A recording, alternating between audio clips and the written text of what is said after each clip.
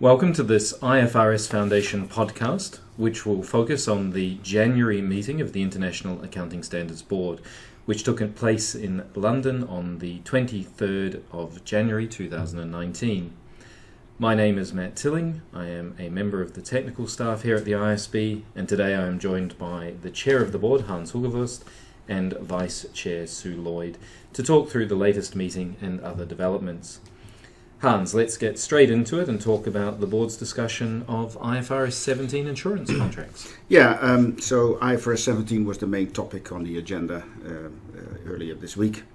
Those who follow us closely will know that this month's discussion was a continuation of the discussions we had about insurance contracts towards the end of 2018. And we're running through a whole series of topics that have been identified by industry and investors as possibly being a bit problematic in implementation. So we are focusing on how to respond to these concerns, implementation challenges raised in relation to the standard, and we are working our way through a whole list of issues presented to the board by the technical staff. And what I want to highlight is that our discussions are not about changing the core of the standard. That will remain intact. However, it is a question of perhaps making some changes that will hopefully reduce cost and ease implementation for the industry.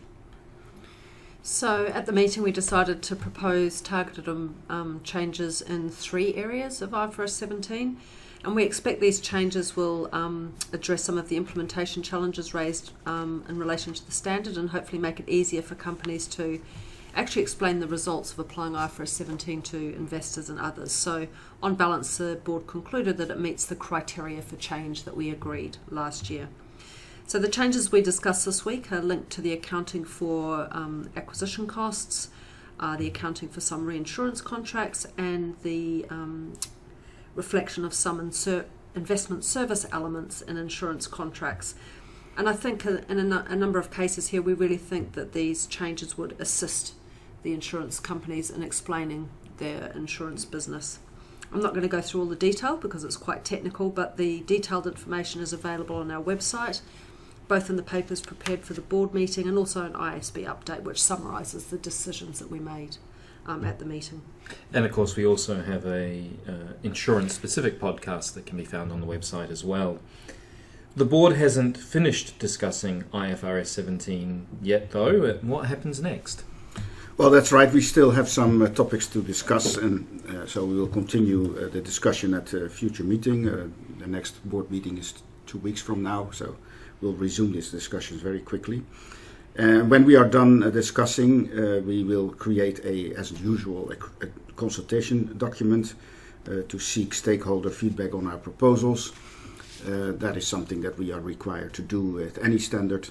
And we expect this consultation document or exposure draft to be published sometime around the middle of the year. So we are making quick progress.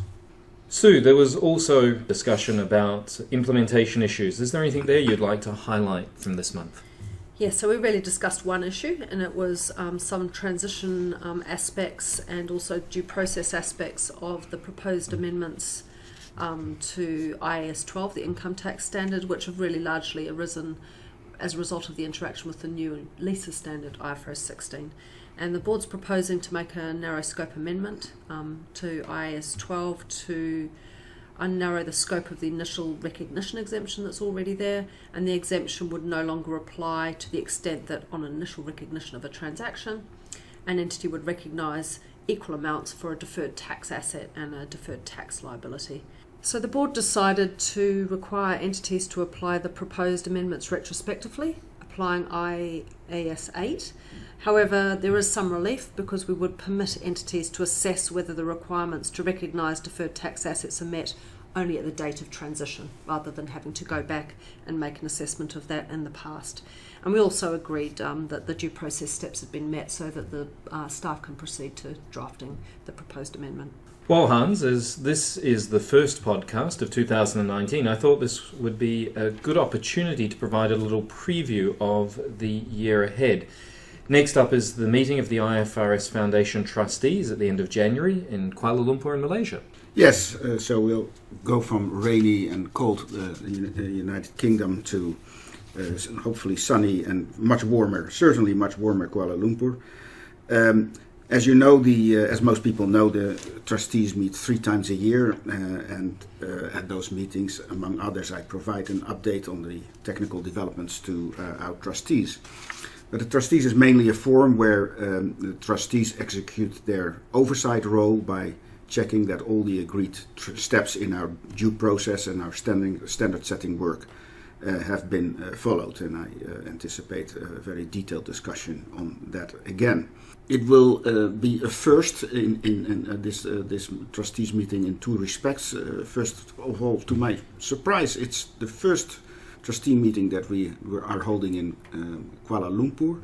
Why am I surprised? Because Malaysia has been one of the early adopters of IFRS and is a very important supporter of IFRS and the IFRS Foundation. We are in very close contact with the local standard setter, so it was high time that we held this meeting in Kuala Lumpur. And secondly, it will be the first trustees meeting that will be chaired by our new chairman of the trustees, Erkki Liikanen. So we are looking forward to interesting discussion. He has introduced a paper with possible elements of future strategies, so I think we'll have a very deep discussion there. We will also, as we usually do, have a stakeholder event, which is an opportunity for both the trustees and the board members that travel to Malaysia to meet a range of stakeholders in Malaysia this time. So I really look forward to catching up with people from the region who, as I told you, have long been actively involved in our standard setting work.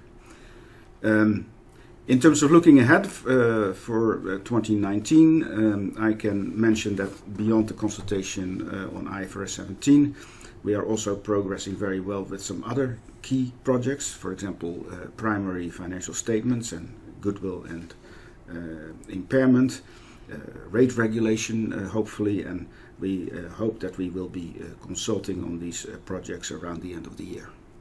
We will also be kicking off our second comprehensive review of the IFRS for SME standard, and the board will be issuing a request for information later in the year that will help us to decide if and how to proceed with the review. And obviously there's a range of other projects, and the full overview of where we are at each one can be found in the work plan on our website. Well, thank you, Hans and Sue, and thank you to our listeners. Any feedback on these podcasts, please email communications@ifrs.org. The full summary of the board's discussion and decisions at the January meeting can be found in the IASB update on the IFRS Foundation's website. You can also subscribe to receive new episodes as they become available on iTunes. And we look forward to talking to you all very soon.